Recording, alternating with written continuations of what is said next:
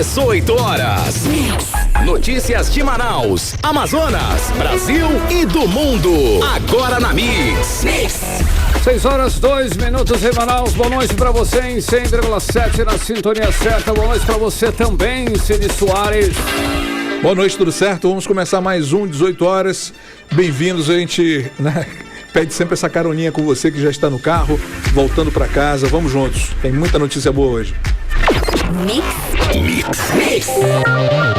Começando mais uma edição do 18 horas com os destaques do dia. A economia do Amazonas gerou mais de 2.000 novos empregos formais. Região Norte tem a maior queda de preços dos produtos básicos. Nova pesquisa mostra quem são os favoritos para a Prefeitura de Manaus. E a temperatura do Amazonas, olha só, deve chegar aí a 39 graus nos próximos dias e deve seguir assim. Legal, 6 horas e 2 minutos, você no melhor mix do Brasil. Vamos dar sequência na melhor programação de Manaus, abrindo mais uma edição do programa 18 horas. Eu, Carlão, e ele, Cid Soares, até às 7, os destaques do dia no ar, 18 horas. Hoje é quinta-feira, em 27 de julho de 2023. 18 horas. E nós começamos o programa de hoje com dados que mostram a queda dos preços. Olha aí, a região norte foi a que registrou maior queda no preço de cesta de produtos de largo consumo no primeiro semestre, Cid. Exatamente isso, Carlão. Olha, segundo o Abras Mercado, a associação que reúne os principais supermercados brasileiros, esse indicador mede a variação da cesta composta por 35 produtos de largo consumo, que incluem aí alimentos, bebidas, carnes, material de limpeza, itens de higiene pessoal e beleza. Esse índice é da Associação Brasileira de Supermercados e, no geral, os preços desses produtos no primeiro semestre do ano tiveram um recuo aí de 1,75%. Na análise regional, a maior queda no indicador ocorreu aqui na região norte com menos 2,11%, seguida do centro-oeste com menos 2,9%. O nordeste, menos 1,51%, o sudeste, menos 1,17% e o sul, menos 0,30%. Em junho, todas as regiões pesquisadas registraram deflação nos preços da cesta, que passou de R$ 750,22 em maio para R$ 741,23 em junho. Considerado aí um recuo de menos 1,20% na média nacional. E as carnes tiveram o maior recuo de preços nesse período. Olha, de janeiro a junho, a carne bovina, cortes do traseiro, registrou queda de 8,20% e os cortes do dianteiro, menos 5,88%. O preço do frango congelado caiu 5,78% e o pernil, menos 2,42%. Olha, e entre os itens básicos, as maiores quedas no semestre foram do óleo de soja, menos 24,52%, o café torrado e moído, menos 3,42%, e a farinha de trigo, menos 1,10%. Já as altas foram puxadas aí por farinha de mandioca, mais 9,53%, leite longa-vida, mais 9,17%, arroz, mais 6,45% e o feijão, mais 4,78%. Pois é, tudo isso relacionado aí a condições climáticas mais favoráveis, né? A única alta de preço na cesta de hortifrutis no acumulado do ano foi registrada no tomate, mais 4,08%. Já a cebola caiu 43,47% e a batata, menos 4,47%. Na cesta de limpeza, os preços ficaram praticamente estáveis em junho. No entanto, no acumulado do semestre, desinfetantes ficam 5,16% mais caro, sabão em pó mais 4,17%, detergente líquido para louças mais 2,10% e água sanitária mais 1,77%. Esses foram os produtos que puxaram as altas nessa categoria de produtos de limpeza. E olha aí, com a desaceleração da inflação, o consumo aumentou. Ou seja, o consumo nos lares brasileiros encerrou o primeiro semestre em alta de 2,47%, de acordo com a Associação Brasileira dos Supermercados. Na comparação junho em relação a maio, o indicador apresentou alta de 0,55%. Bom, e a tendência para os próximos meses é que se mantenha essa tendência de queda da inflação. o dólar está mais barato em relação ao ano passado e isso influencia nos preços dos produtos básicos, que essa tendência permaneça aí por vários e vários meses. 18 horas. Olha só, ainda nem terminou junho e essa onda de calor está, não diria insuportável, hein, Cid? Está surpreendendo aí. Este mês de julho deverá entrar para a história, muito quente. Aqui dados divulgados nesta quinta-feira pela ONU, né, a Organização das Nações Unidas, e pela Europa, apontam que o período caminha para ser aí o mês mais quente já registrado na história. Olha, para você ter uma ideia, Cid. Os dados são do Serviço de Mudanças Climáticas Copérnicos, União Europeia e da Organização Meteorológica Mundial. Pois é, para quem está acompanhando a situação lá na Europa, sabe que Espanha, França, Portugal está passando realmente por uma situação... Aliás, Grécia também, né?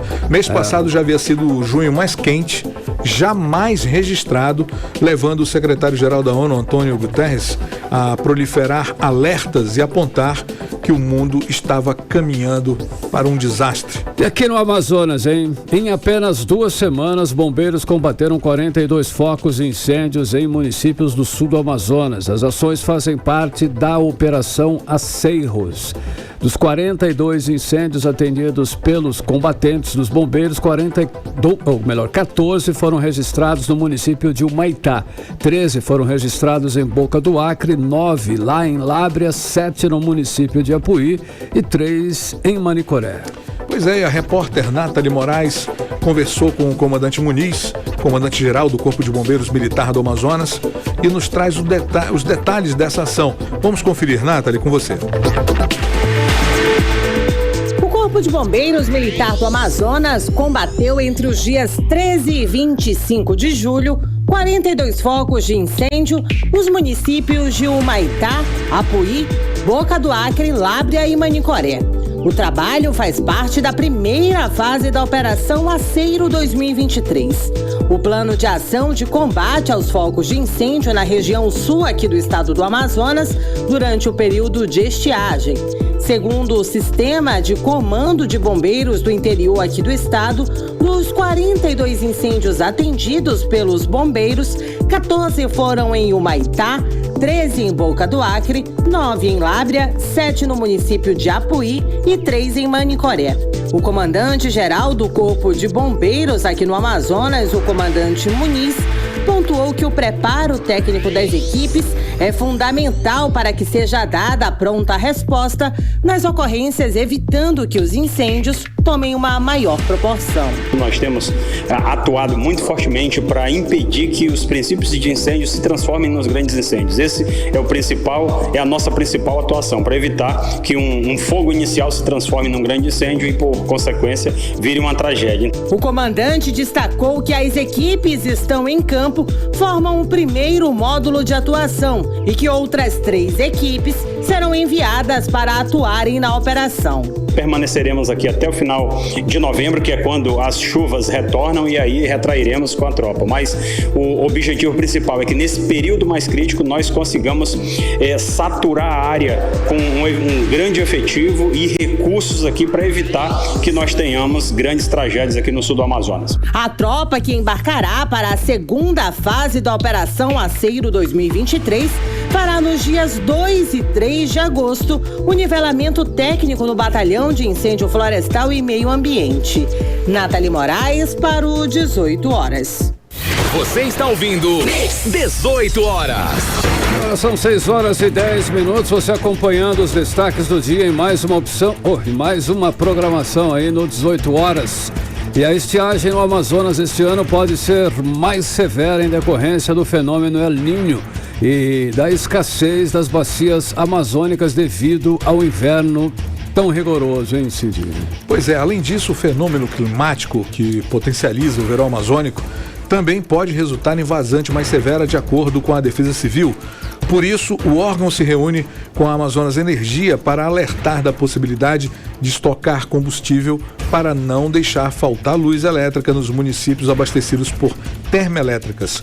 Os detalhes agora vamos conferir na reportagem de Odineia Araújo. O calorão que toma conta de todo o Amazonas, com temperatura acima de 35 graus e sensação térmica para mais de 40 graus, é só um espelho da estiagem ou seca, que este ano deve ser mais rigorosa aqui no estado. E com a vazante das águas, que deve ser mais severa, a Defesa Civil alerta prestadores de serviço do estado para as dificuldades que poderão enfrentar nos próximos dias para navegar nos rios do Amazonas. É o caso da Amazonas Energia. Segundo o coordenador de operações da Defesa Civil, Tenente Coronel Adson de Souza, o órgão se reuniu com a empresa para alertar da possibilidade de ter que estocar combustível nas termoelétricas para o caso de a navegação ficar comprometida em alguns municípios por causa da seca dos rios. Quando a gente volta para a questão da energia, é importante sim a gente analisar por quê. Porque boa parte dos nossos municípios tem a sua energia ainda por termoelétricas. Então, necessariamente precisa de combustível. Se há uma vazante muito acelerada, esses municípios poderão estar desabastecidos, uma vez que o modal principal de transporte é o fluvial, e o comprometimento desse modal poderá fazer com que não chegue esse combustível. Então, essas reuniões são no sentido de mostrar para as companhias e alertá-las da importância, por exemplo, de fazer uma estocagem para poder garantir o período mais crítico da estiagem. Ainda conforme o coordenador de operações da Defesa Civil do Amazonas, Adson de Souza, diante dos desafios apresentados pelas adversidades climáticas, essas reuniões estão sendo feitas com vários parceiros para definir metas conjuntas e alinhamento de esforços visando evitar o desabastecimento do interior. Nesse momento, a gente está de forma muito atenciosa, analisando esses dados com relação à estiagem. Para isso, estamos tomando uma série de medidas, fazendo diversas reuniões em todos os seus níveis, federal, estadual e municipal, para que a gente possa envolver toda a cadeia, e dessa forma nos anteciparmos às ações que são necessárias. E dessa forma nós estamos replicando as nossas ações para todos os segmentos. Então a gente está atento à questão da energia, mas também à questão da água, da comunicação, da internet, do abastecimento de alimentos. Enfim, então tudo aquilo que é essencial, básico e vital para a população, nós estamos desencadeando através dessas reuniões que estão sendo gerenciadas por um grupo de trabalho. Durante toda a semana, o Grupo de Trabalho Operação Estiagem 2023 da Defesa Civil do Amazonas tem realizado essas reuniões com representantes de empresas, fornecedores e prestadores de serviços. O objetivo principal desses encontros é garantir o abastecimento não apenas energético, mas dos demais serviços essenciais para a população. Odinei Araújo para o 18 horas. Você está ouvindo 18 horas. Legal, 6 horas e 14 minutos. Olha só, hein? Neste mês que está se encerrando, o governo Lula bateu mais um recorde de liberação de emendas parlamentares. Foram empenhados mais de 10 bilhões de reais, 10 bi, que vão ser repassados aí às bases eleitorais de deputados e senadores. Cid. Pois aí, os partidos progressistas, liberal e republicanos são os principais beneficiados. Vamos saber mais sobre esse recorde de liberação de emendas parlamentares com o nosso correspondente em Brasília, Carlos Eduardo Matos, nosso jornalista que já está por aqui também. Boa noite, Cadu. Quanto desse valor bilionário vem pra cá pra gente, pro Amazonas? Pouquinha coisa, mas vem. Boa noite, Cid Soares. Boa noite, Carlão. Sim, bem-vindo, né? Boa noite, Carlão, meu querido. Boa noite, queridos ouvintes do programa 18 horas. Cid, o governo está pagando a fatura da reforma tributária, viu? Que foi aprovada na Câmara e agora vai tramitar no Senado a partir de agosto. Só que esse mês foram empenhados 10 bilhões de reais a pedido dos parlamentares, como você disse. E os partidos do Centrão, ex-base bolsonarista, no caso, progressistas, Partido Liberal e republicanos, são os maiores beneficiados nessa remessa de julho. A gente relembra que o Progressistas foi o fiador da reforma tributária. O presidente Arthur Lira, que é o líder do PP, e o relator deputado Aguinaldo Ribeiro, ambos aí do PP, né, carregaram a PEC 45 praticamente nas costas. O Republicanos virou a chave, se tornando governista a partir dessas negociações em torno da reforma. E o PL rachou uma parte aí votou a favor da reforma tributária. E esses 10 bilhões ainda vão ser liberados, viu, Cid? Mas além desse valor empenhado, tem os valores que já foram pagos. O governo liberou bastante recurso a pedido dos parlamentares. O senador Eduardo Braga, que assumiu aí a relatoria da reforma tributária no Senado, está no top 10. Que mais tiveram emendas parlamentares pagas pelo governo. Só esse ano, Cid, foram 32 milhões de reais liberados aí, dinheiro na conta das prefeituras e das instituições indicadas por ele. Omar Aziz teve aí 29 milhões de reais pagos pelo governo. O senador é aliado do governo e relator do arcabouço fiscal. Então observe aí, Cid Carlão, que as duas pautas econômicas do país nesse momento estão nas mãos dos principais nomes da bancada do Amazonas. E é claro, eles estão sendo contemplados com a liberação de recursos via emenda parlamentar. O deputado Silas Câmara, do Republicanos, logo vai entrar de cabeça aí no time do governo. Em agosto, ele assume a Frente Parlamentar Evangélica com a missão de alinhar o governo Lula a essa importante bancada, né, o que não vai ser fácil. A gente falou que ele vai assumir essa posição em meio a aplausos e vaias, né, porque a bancada evangélica está dividida. Então, só esse ano, Cid, o governo já pagou, a pedido de Silas Câmara, 20 milhões de reais via emenda parlamentar, que são indicações dele para as suas bases políticas, né? O deputado capitão Alberto Neto, que é vice-líder do PL, já teve quase 22 milhões de reais pagos pelo governo, Cid, ou seja, mesmo ele sendo da oposição, segue sendo contemplado pelo governo com a liberação de recursos. E é importante frisar, Cid Carlão, que muitos desses recursos aí são restos a pagar. O que é isso? É o recurso que foi empenhado no ano anterior e atendido agora esse ano. O que o governo está fazendo agora é acelerar o pagamento, fazer a transferência desse dinheiro o mais rápido possível para os destinatários a pedido dos parlamentares. Agora, os parlamentares novatos, né, no caso, Amon Mandel, Adair Filho, Fausto Júnior, Saulo Viana, ainda não tiveram as emendas parlamentares pagas. Provavelmente isso vai ficar para o ano que vem. Cid Carlão. Ei, Cadu, olha só, hoje teve conversa aí, mas foi por telefone, né? Do Lula, presidente, com o presidente da Câmara, Arthur Lira, presidente do Brasil e presidente da Câmara, trocando ideia. Será que a reforma ministerial estava na pauta ali, no assunto, Cadu? Isso mesmo, Carlão, ficou agendada uma reunião na semana que vem para definir o escopo dessa reforma ministerial. O Arthur Lira vem dizendo que a reforma é uma decisão do presidente Lula e por aí vai, mas claro, como líder do Centrão, ele quer fazer parte dessas negociações e indicar os aliados dele, né? O PP já está dentro do governo, né? Ele já por meio, com a entrada aí de Celso Sabino no Ministério do Turismo. A questão é que o partido quer mais. E o Republicanos, que já virou a chave, como a gente disse, né, já fez o L, também quer uma boa fatia desse bolo. Então o desafio é acomodar esses dois grandes e também famintos partidos na estrutura do atual governo. Mas se o problema fosse só esse, Carlão, já estava resolvido. A bronca é que tem muita treta nos bastidores, viu? Por exemplo, o presidente do PP, o senador Ciro Nogueira, ele quer, de qualquer jeito, o Ministério do Desenvolvimento Social. Porque, além de ser a principal pasta do atual governo, ela é comandada pelo maior adversário dele no Piauí, que é o Wellington Dias. E tem também uma briga entre o deputado Silvio Costa Filho, do estado do Pernambuco, que pode ser o ministro do esporte, com o senador Humberto Costa, também pernambucano. Ambos estão entre tapas e beijos. Humberto Costa vem tentando evitar que o adversário dele fique no lugar de Ana Moser. Então, quem vem tentando convencer Lula a não nomear, a evitar a nomeação de Silvio Costa Filho, tirar Ana Moser, é o Humberto Costa, que ele é um petista ferrenho, é apoiador de Lula, então ele está orientando Lula a não fazer isso, né, sob risco de ter uma perda política, porque a Ana Moser, além de ser técnica na área de gestão do esporte, ela é mulher, né, então seria uma perda para o público feminino, né, seria um político muito grande.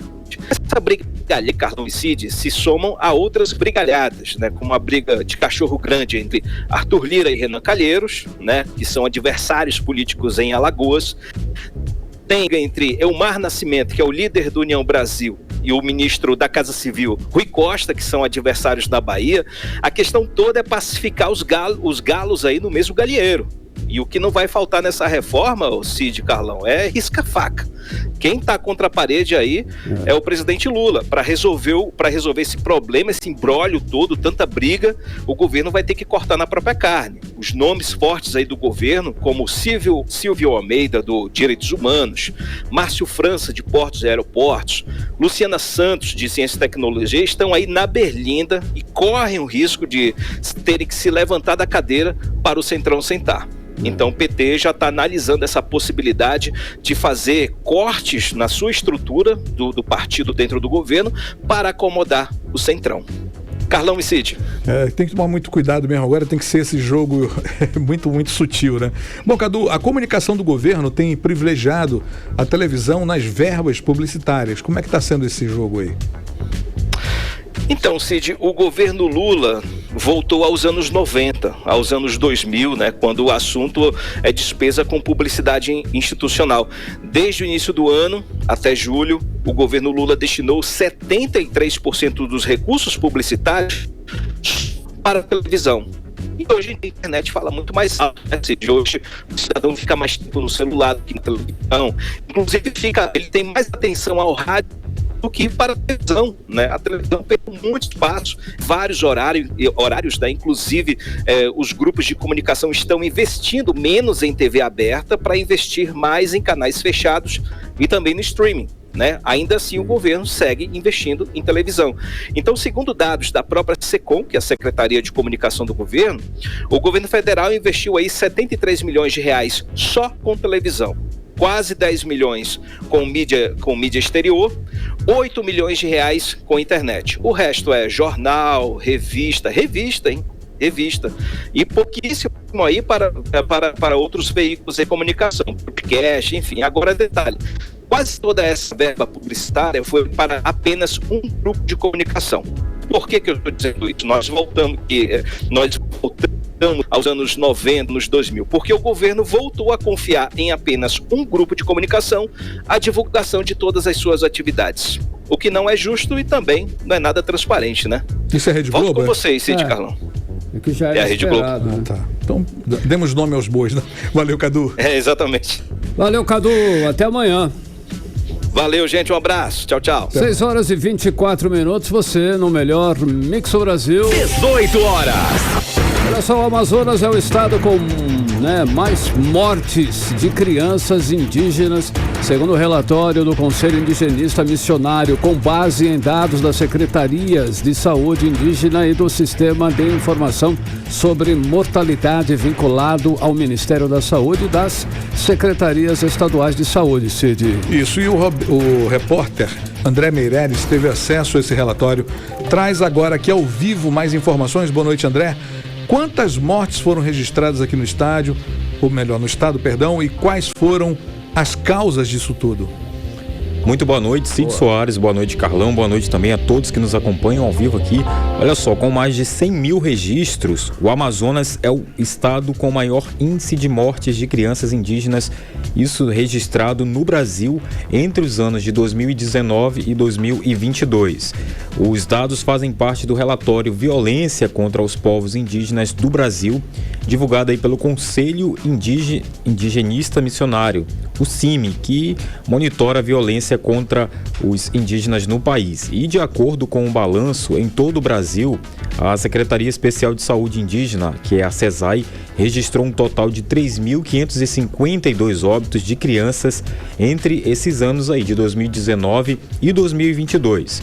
Eu conversei com o Roberto Antônio Libigotti, que é um dos organizadores desse relatório do CIMI. Segundo ele, considerando aí o período de 4 anos, o Amazonas foi o estado com o maior índice. Esses números chegam a 1.014 mortes até o ano passado. Vamos ouvir o Roberto. No que se refere ao estado do Amazonas, nós observamos que nos últimos 4 anos houve um acréscimo muito grande nos índices de violências relativas, não é? A casos, por exemplo, de mortalidade na infância. Nós detectamos 1.014 casos neste período. Tá? No que se refere a assassinatos, nós detectamos que no estado do Amazonas houve 163 casos de assassinatos. Você está ouvindo 18 horas. A gente ouviu aí então Roberto, né, que falou um pouco aí sobre esses dados que foram divulgados, um relatório que aponta que a fome, a falta de assistência e também a deteriorização das políticas públicas são as principais causas no número de mortes.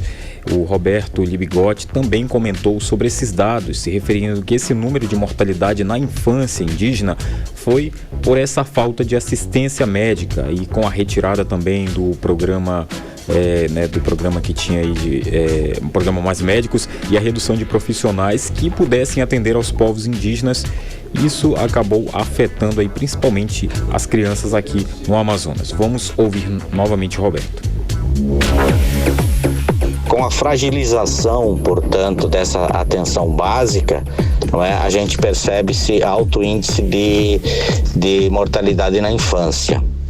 Também há que se referir que o estado do Amazonas abrange parte do território Yanomami, que foi assolado, não é, pela invasão garimpeira, o que trouxe também consequências gravíssimas no tocante à saúde, mas também no tocante a outros aspectos de violência, como assassinatos de indígenas.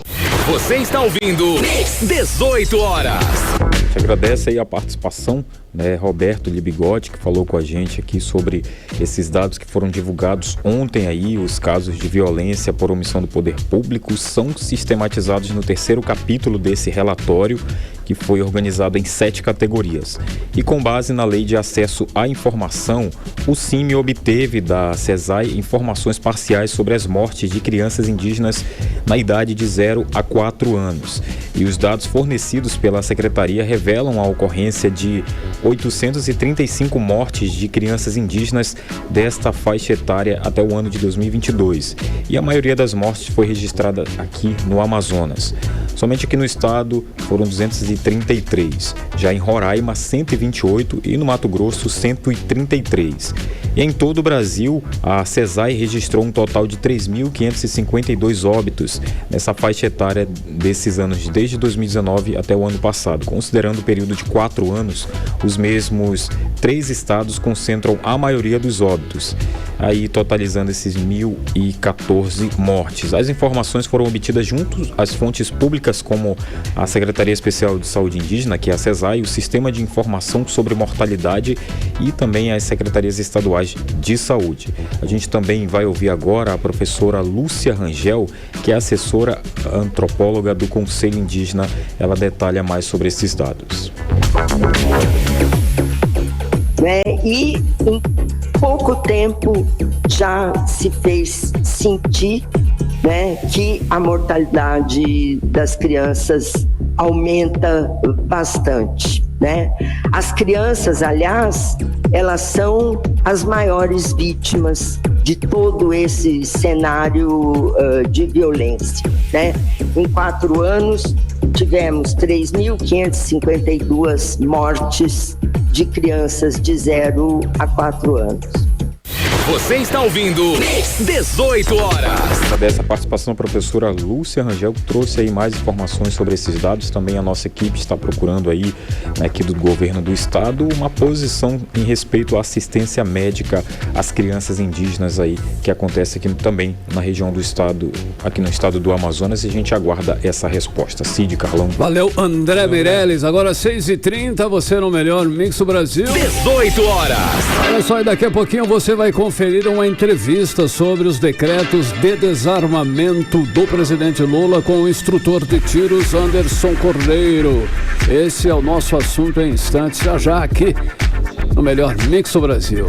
Mix.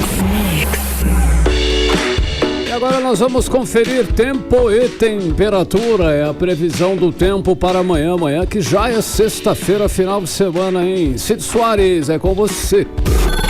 Previsão do tempo. Eu não quero assustar ninguém, mas eu vou voltar a tocar no assunto, 39 graus tá vindo por aí, só isso. Bom, amanhã ainda não é o dia, tá? Amanhã vamos ter um dia ensolarado, muito ensolarado por sinal, 35 graus médio, né? A temperatura mínima de 23 graus, possibilidade de chuva de 90% com 5 milímetros de água. Olha, a umidade aqui cai bastante, está fazendo muita gente sofrer, 34% e chega a atingir 88%. Umidade relativa do ar é o que temos para amanhã, Carlão. Valeu, Cid. Olha só, o Rio Negro baixou mais 4 centímetros de ontem para hoje, deixando o nível no Porto de Manaus a 27 metros e 7 centímetros acima do nível do mar. 18 horas. Entrevista do dia. Olha, o presidente Luiz Inácio Lula da Silva, o Lula, assinou na semana passada decretos para estabelecer novas regras para o controle de armas. A medida faz parte do Programa de Ação na Segurança, PAS, que foi lançado durante cerimônia no Palácio do Planalto, Cid. As principais alterações promovem a redução de armas e munições acessíveis aos civis, nós, pobres mortais, né? Entre eles caçadores, atiradores, colecionadores. Foi retomada a distinção entre as armas de uso dos órgãos de segurança e as armas acessíveis aos cidadãos comuns. Nós, mais uma vez, eu digo. E também estabelece o fim do porte de trânsito municiado para caçadores, atiradores e colecionadores. Restringe as entidades de tiro desportivo, redução da validade dos registros de armas de fogo e a migração progressiva de competência às atividades de caráter civil envolvendo armas e munições para a Polícia Federal, hein? Pois é, Carlão, olha, também estabelece aí o fim do porte, né, de trânsito municiado, que você falou. E essa semana o presidente Lula defendeu também que fossem fechados quase todos os clubes de tiros. Para falar desses decretos e das declarações do presidente, vamos conversar agora com o instrutor de tiros, Anderson Cordeiro. Boa noite, Anderson. Então, esses decretos vão de fato desarmar a população e impedir que o cidadão tenha como se defender dos bandidos? Temos aí novas restrições, é isso mesmo? Boa noite, Cid. Boa noite, Carlão. Então, há uma série de restrições nesse novo decreto. Voltamos aí no tempo, lá no ano de 2008, quando vigoravam os calibres permitidos e restritos, né? Então, hoje o cidadão tem sua capacidade de defesa reduzida, eu vou dizer dessa forma, além de uma severidade maior para a aquisição dessa arma e uma limitação para o seu treinamento. Perfeito. Carlão. Olha só, também estabelece o fim de porte de trânsito municiado para a história toda envolvendo isso daí. Como é que fica essa situação de um modo geral?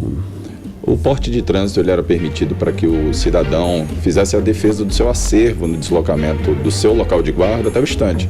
Isso hoje está proibido. Ele deve transportar simplesmente a sua arma em um local próprio e fica impedido de se defender nesse deslocamento. É interessante que a gente fale que esse segmento ele gerou 4,5% do PIB do ano passado. Nós falamos aí no número de mais de 2.000 estandes de tiro do Brasil. E como vocês viram, o presidente fez um ataque direto a esses clubes, inclusive dizendo que não eram empresários aqueles que os possuíam. Então, nós temos cada vez menos condições de treinar, cada vez menos condições de acessar esse instrumento de defesa que é a arma de fogo. E, por exemplo, hoje o cidadão não pode adquirir um revólver 38, por exemplo, porque esse decreto, ele restringiu esse calibre quando foi lá e fez um ataque direto à energia, né? Dizendo que acima de 407 joules não poderia ser adquirido. Então, enquanto o nosso infrator está lá de fuzil, AK-47, desfilando nas ruas, o cidadão de bem não pode ter um revólver decente para se defender. Pois é, tem essa parte, né? Se fosse retirada a arma também do bandido, eu até concordaria com alguma coisa. Mas fica difícil. O bandido não respeita a lei, né? Não respeita nada. Não tá nem aí. E se eu quiser comprar uma arma, quais são as facilidades e dificuldades após os decretos? O que eu preciso fazer? Primeiro a gente tem que combater essa ideia de que qualquer um podia ter arma de fogo, né? Isso é sempre foi de caráter restrito. Por exemplo, tem que ser maior de 25, tem que ter ocupação lícita, endereço fixo, ele tem que ter sido submetido a um teste de capacidade psicológica. Comprovar a sanidade mental, perfeito, né? E também comprovar a sua capacidade de manusear essa arma de fogo. Claro. Então não é tão simples, né? Para ser um atirador, ele ainda tem que estar registrado, filiado a um clube de tiro, ou seja, ele também apresenta uma série de documentos nesse clube e tem que ter a habitualidade, ou seja, ele tem que ir ao clube treinar. Então aquela ideia de que qualquer um vai lá e compra arma, isso aí é descabido, não há por que se falar disso. Outras dificuldades agora apresentadas são nas limitações de quantidade de armas e de munições, né? Esse decreto, ele veio limitar a quantidade de armas. Antes do atual presidente, eu vou dizer assim, os atiradores poderiam até ter 30 armas. Hoje, voltando aos níveis de atiradores, um cidadão comum começa com 4 armas, sendo atirador. Se ele for um cidadão que não é esportista, ele só pode ter 2 armas de calibre permitido. Então ele pode ter uma pistola 380 e um revólver 32, por exemplo. E legal, esperar que quem entre em sua casa tenha menos que isso, o que é muito difícil. Ok, olha só, você tem ideia, não sei se dá para ter, mas quantas pessoas têm armas legalizadas aqui em Manaus ou no estado de um modo geral? Nós conseguimos falar da Amazônia Legal, né, que compreende o Amazonas, Roraima, Rondônia e o Acre. Os números apontam para cerca de 56 mil registros legais, né? Então, armas legais nesses estados, esse número seria o total. Em relação a atiradores, somos cerca de 19 mil atiradores, né, vinculados ao Exército Brasileiro, uma ínfima parcela frente aos 804 mil do Brasil todo. Isso é um número... É um número significativo. Significativo, né? E vai mexer com muita gente. Vai. Foram, ano passado, 1,8 milhões de empregos diretos voltados ao tiro. Isso tudo está ameaçado hoje. Bom, recentemente o presidente Lula defendeu o fechamento de praticamente todos os clubes de tiros. Como é que o senhor vê essa investida do presidente? Se isso acontecer, quantos clubes seriam afetados aqui no nosso estado? Eu vejo como absurda uma colocação desse tipo. Como eu falei, são mais de 2 mil clubes no Brasil. Nós temos hoje em funcionamento, na cidade de Manaus, 6 clubes, outros aguardando o deferimento, coisa que já não deve acontecer. Há uma série de restrições, principalmente colocando lá que a menos de 1 quilômetro de qualquer entidade de ensino, esse clube não pode funcionar. Detalhe que o clube mais antigo do Brasil, situado no Rio de Janeiro, funciona há mais de 30 anos na frente de uma escola e nunca teve um incidente sequer. E vai ter 18 meses, segundo o decreto, para se readequar. Como se readequar? Ele vai mudar como toda a sua estrutura? Olha só, é uma pergunta. Quem frequenta esses clubes de tiros, por exemplo, aqui em Manaus? Assim, deve ser meio que semelhante em outros locais, né? O mesmo perfil, né? Isso. É necessário que ele obedeça alguns critérios. Anteriormente, maiores de 14 anos acompanhados do pai responsável, eles poderiam fazer o tiro de formação, né? O tiro de instrução. Hoje, essa prática está limitada, só pode frequentar o stand quem tem o seu certificado de registro. Então, há uma séria limitação ao funcionamento do stand, podendo funcionar apenas quem tem CR, podemos frequentar apenas quem tem CR. Para ter CR, tem que ser maior de 18 e obedecer aqueles requisitos legais que eu já falei, que são bem semelhantes em relação à aquisição da arma de fogo e do CR. Olha, legal, eu quero te agradecer. Nós conversamos com o instrutor de tiros, o Anderson Cordeiro, mas antes eu gostaria que nas suas considerações finais o senhor fizesse uma análise aí dessa situação que vocês estão vivendo aí de um modo geral, causas e consequências e efeitos, rapidinho, nas considerações finais, por favor. Uma situação bem delicada, tolir o cidadão em sua defesa, né? Sempre falamos que defesa é direito basilar, então tirar essa capacidade do cidadão de usar um instrumento de defesa para equilibrar a força que o infrator tem frente a ele é um ato de afronta aos seus direitos, né? Eu vejo, além dessa situação, um impacto direto no financeiro. Quantas pessoas vão perder o emprego, quantas pessoas têm a sua vida ameaçada por conta de uma atitude desse tipo. Eu espero realmente que seja reconsiderado. A gente queria agradecer muito a sua presença e a participação aqui hoje, e reiterando que caso fosse feito alguma coisa em relação aos delinquentes, aos malfeitores, às pessoas que andam também armadas, até concordaria com alguma coisa, mas não dá. Desarmar o cidadão de bem. Não vai resolver. Mas, enfim. Nosso muito obrigado pela sua participação. Eu me deixo à disposição. Uma boa noite. Boa noite. Boa noite, então. Muito obrigado mais uma vez pela sua participação. Agora são 6h40 e a gente segue com os destaques do dia em mais uma edição do programa 18 horas aqui no Melhor Mix do Brasil. 18 horas. Olha só, um estudo da Universidade Federal de Minas Gerais mostra que a mineração na Amazônia é um risco à biodiversidade. O levantamento aponta que em áreas onde há presença de mineração, houve uma redução significativa na diversidade biológica em comparação com as áreas onde não há mineração, Cid Soares. É isso mesmo. E o pesquisador da Universidade Federal do Amazonas, Lucas Ferrante, afirma que a mineração e a Amazônia são incompatíveis. Vamos agora aos detalhes com a repórter Odinéia Araújo. A redução na diversidade biológica nas áreas com a presença de mineração foi constatada na diminuição da riqueza das espécies de animais e de plantas, além da limitação da variabilidade genética entre indivíduos de uma mesma espécie, bem como na redução no número de espécies exclusivas daquelas localidades. De acordo com o pesquisador Lucas Ferrante, da Universidade Federal do Amazonas, UFAM, a pesquisa vai de encontro com centenas de outros estudos que demonstram os impactos da mineração sobre a diversidade amazônica. É importante que se frise que a mineração, ela não traz desenvolvimento econômico, muito pelo contrário, ela aumenta as disparidades em saúde pública e as disparidades econômicas dos municípios que têm a concentração desse tipo de atividade. Além disso, é importante frisar que várias doenças estão associadas às atividades minerárias, o que causa um impacto negativo sobre o ser humano. A pesquisa feita pela Universidade Federal de Minas Gerais analisou dados tanto da fauna quanto da flora amazônica, em especial de insetos, aracnídeos e plantas frutíferas. Também foram levantados dados de vertebrados em áreas onde há e onde não há mineração.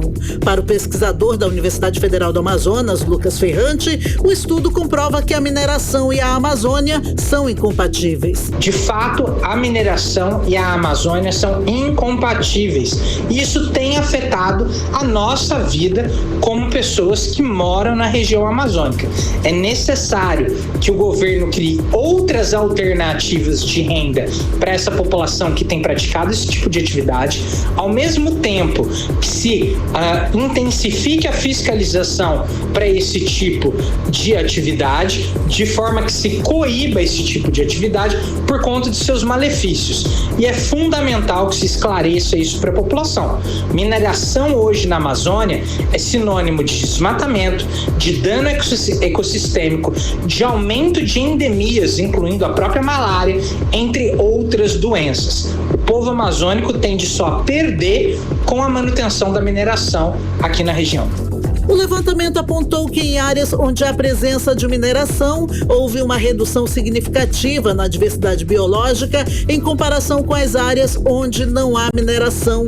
Por isso, a conclusão dos pesquisadores foi que a mineração na Amazônia ameaça a biodiversidade da floresta. Os pesquisadores sugeriram que as comunidades de áreas de garimpo sejam incluídas nas discussões sobre o tema. Odinéia Araújo para o 18 horas. Você está ouvindo 18 horas. Olha só, o Comitê Orientador do Fundo Amazônia, COFA, definiu nesta terça-feira que municípios poderão ter acesso a recursos para financiar iniciativas relacionadas à preservação da floresta. O grupo estabeleceu diretrizes consideradas estratégicas para aplicar o dinheiro que vão desde regularização fundiária até prevenção do desmatamento e incêndios.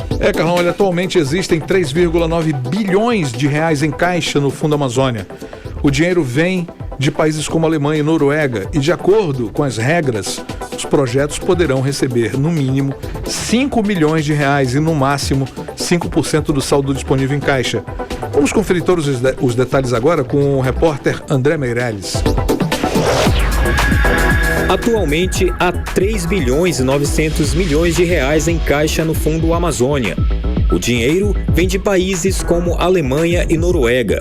De acordo com as regras do fundo, os projetos poderão receber no mínimo R$5 milhões e no máximo 5% do saldo disponível em caixa para que municípios possam ter acesso a recursos e assim financiar iniciativas relacionadas à preservação da floresta. Na última terça-feira, o Comitê Orientador do Fundo Amazônia estabeleceu diretrizes consideradas estratégicas para aplicar o dinheiro que vão desde regularização fundiária até a prevenção do desmatamento e incêndios. Para o presidente da Associação Amazonense de Municípios, Anderson Souza, os recursos do Fundo Amazônia para o estado do Amazonas traz grandes benefícios para os municípios do estado. Então, nós estamos, através da Associação dos Municípios, buscando forma de, junto com o governo do estado, construirmos projetos, fazermos projetos para nos habilitar a ter condições reais de disputar estes recursos, que começa o valor mínimo dele de 5 milhões e ele é ilimitado, e dependendo da quantidade que tiver de doações internacionais. Hoje nós temos mais de quase 4 bilhões de reais aí colocado no fundo, e esse recurso vai ser gasto não apenas para as entidades não governamentais, mas abre-se a janela. Para Anderson Souza, a visita do vice-presidente e ministro do Desenvolvimento, Indústria, Comércio e Serviços, Geraldo Alckmin, em Manaus, ao assinar o contrato de gestão do Centro de Bionegócios da Amazônia, o CBA, gera oportunidade para a economia dos municípios do Amazonas. O presidente Alckmin trouxe para nós muitas novidades, né? Primeiro, a preservação da Zona Franca, como notícia que não é novidade no governo Lula, que sempre procurou manter aqui a Zona Franca, prorrogando em seu mandato, a Dilma prorrogando em seu mandato, dando uma atenção especial para o nosso estado. Nós ficamos também bastante felizes porque se trouxe a decisão do CBIA ter o seu CNPJ próprio. Com isso, ele poder ser o ordenador de despesa e também poderá arrecadar recursos de várias fontes, inclusive fontes internacionais. Criado em 2008, durante o segundo mandato do presidente Lula, o Fundo Amazônia promove a captação de recursos estrangeiros para destinação a ações de proteção da floresta amazônica. Em 2019, o fundo foi deixado de lado pelo governo do ex-presidente Bolsonaro. Em janeiro, quando Lula assumiu a presidência, o mecanismo foi retomado. André Meirelles para o 18 horas.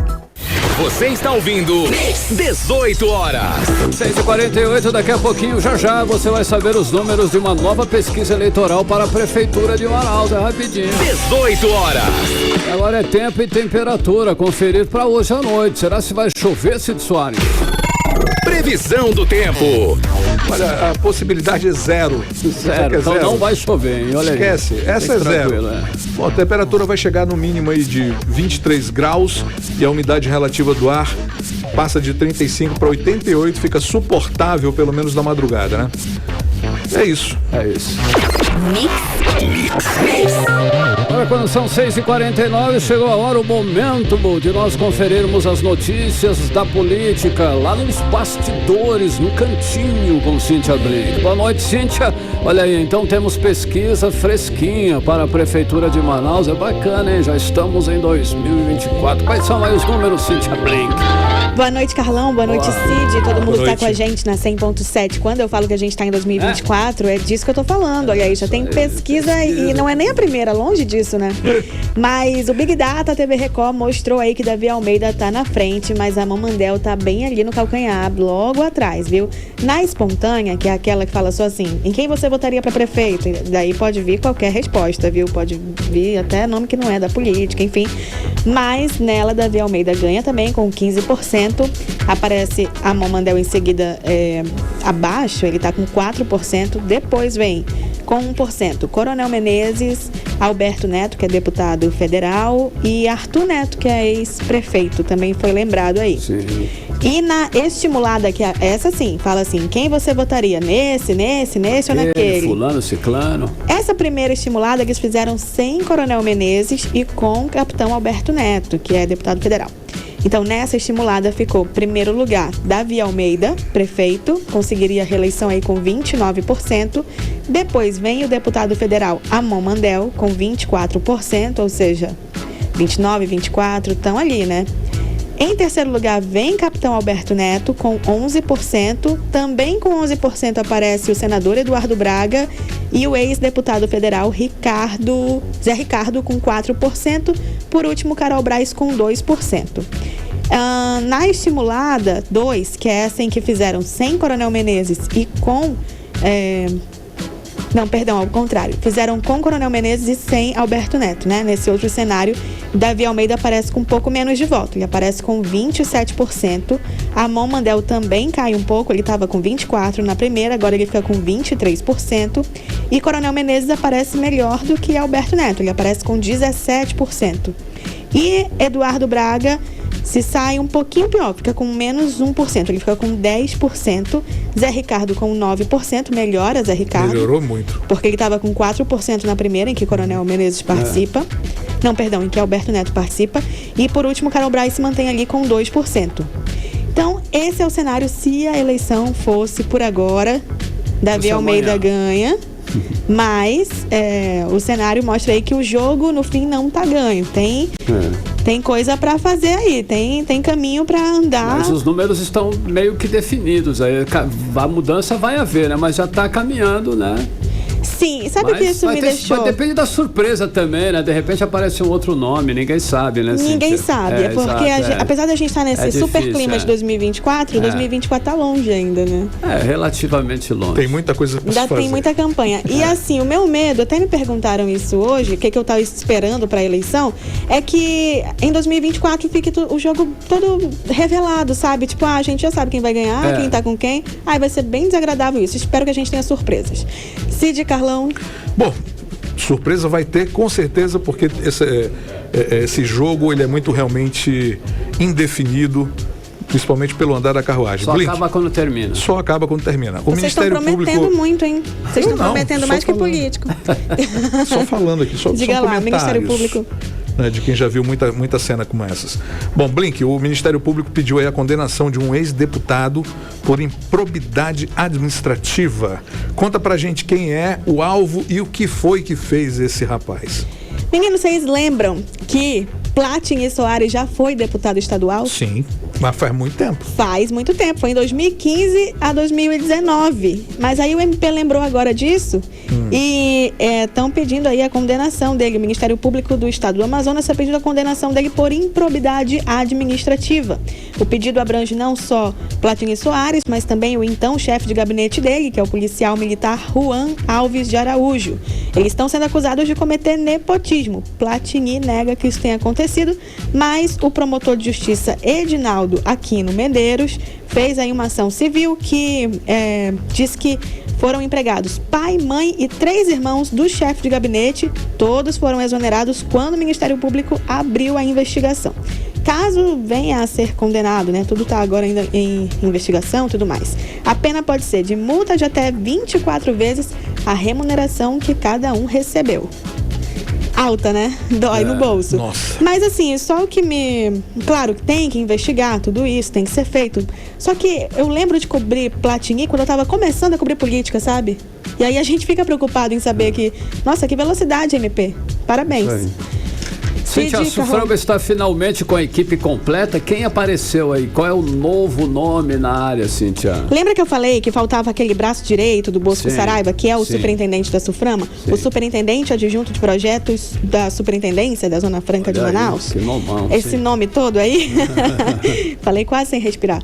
Então, saiu o nome. Lembra que eu falei que o esperado era que viesse o nome político, estava ali entre alguém que o Republicanos poderia indicar ou alguém do PT que está sem cargo e aí poderia aproveitar esse momento para ganhar um espaço?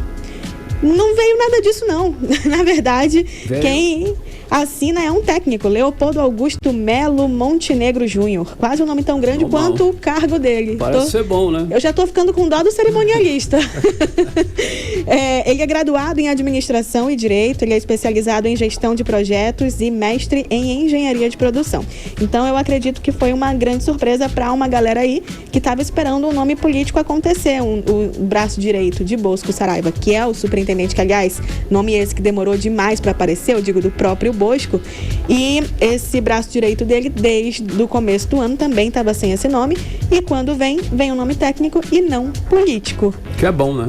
O que é bom, não sei, a gente tem que... sabe, teve os dois lados. A gente tem que ver político funcionar para a Suframa hoje é bem importante, mas ter um nome técnico que entende do que está fazendo ali também. Aliás, Bosco já seria esse nome político, né? Então talvez a gente tenha uma equipe mais equilibrada. Valeu, Cíntia, beijão. Valeu. Tchau. Economia. Conferindo os indicadores econômicos de hoje, o dólar fechou em alta de 0,65%, cotado a R$ 4,75. O euro fechou o dia em baixa de 0,5%, comercializado a R$ 5,22. E o Bitcoin encerrou o dia desvalorizado em 0,88%, comercializado a R$ 139.280. E o Ibovespa encerrou a sessão em baixa de 2,1% aos 119.989 pontos. 18 horas. Esporte. Olha só, James Rodrigues do São Paulo, o Flamengo em estado de graça, e o que tem mais aí, né, no mundo dos esportes, Cid Soares. James no São Paulo, é isso? Eu vou começar aqui pelo Amazonas, olha, que tem encontro marcado aí com o Figueirense já no próximo domingo pelo Brasileirão Série C, 18 horas, horário de Manaus, lá no estádio Orlando Scarpelli, em Santa Catarina. Corinthians fechou as portas aí para uma possível saída do jovem meia Guilherme Biro, 19 anos, na atual janela de transferências.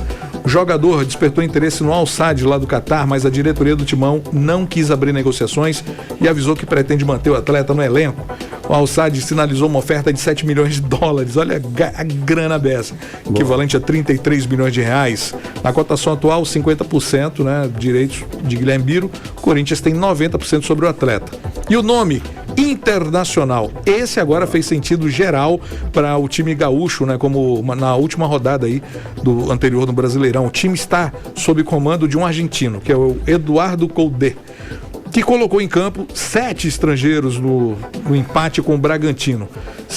O Sérgio Rocher, que é uruguaio, Bustos, argentino, Nico Hernandes, colombiano, Gabriel Mercado, argentino, Carlos de la Penha, uruguaio, Charles Aranguiz, que é chileno, e Ener Valência, equatoriano, Johnny Wanderson, também não nasceram aqui no país. O volante é natural aí de Danville, lá nos Estados Unidos, enquanto que o atacante nasceu em Liège, na Bélgica. Ainda mais, né, que o site do clube informa que ele é de São Luís aí, do Maranhão, é porque eles têm cidadania brasileira. É incrível, né? Internacional mesmo. E o São Paulo planeja receber aí o James Rodrigues até sábado para que ele faça os exames médicos e assine contrato com o clube. Depois que ele passou pelo Real Madrid, Bayer Al Rayyan lá no Catar e Olympiacos. Existe essa possibilidade, né, caso o acordo seja assinado até o final de semana, que o James Rodrigues seja levado ao Morumbi no domingo, no jogo contra o Bahia, às 11 horas da manhã, para ser apresentada à torcida. E veja bem, o estádio vai estar lotado. Já foram vendidos 47 mil ingressos, Carlão. E para encerrar, o Flamengo vem com atuações aí pouco convincentes no Brasileirão, seguidas de bons resultados nas competições de mata-mata. A oscilação despertou dúvida na torcida se o atual elenco rubro-negro escolhe jogo ou não.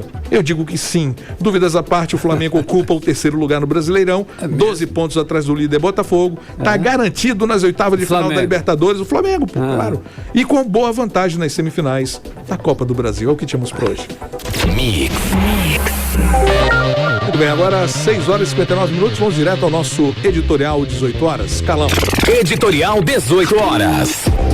Uma mancha de vergonha volta a marcar o estado do Amazonas. Os números do Conselho Indigenista Missionário, órgão divulgado à Conferência Nacional dos Bispos do Brasil, apontam para uma triste chaga. O estado teve o maior número de mortes de crianças indígenas registradas no Brasil entre 2019 e 2022 e aparece em 13ª posição no ranking de assassinatos de indígenas. Foram 3.552 mortes de crianças indígenas no país, quase um terço do total de 1.014 no Amazonas. As causas deveriam envergonhar a todos: fome e falta de assistência. O Amazonas é o estado com o maior número de indígenas do país. São mais de 126 mil pessoas. Mesmo assim, essas milhares de pessoas ainda parecem ser invisíveis aos olhos das autoridades e de uma grande parte da sociedade. 18 horas. 7 em ponto. Cid, boa noite. Boa noite e até amanhã. Fiquem com Deus. Até amanhã. Você ouviu 18 horas. As notícias do Brasil e do mundo. De volta amanhã.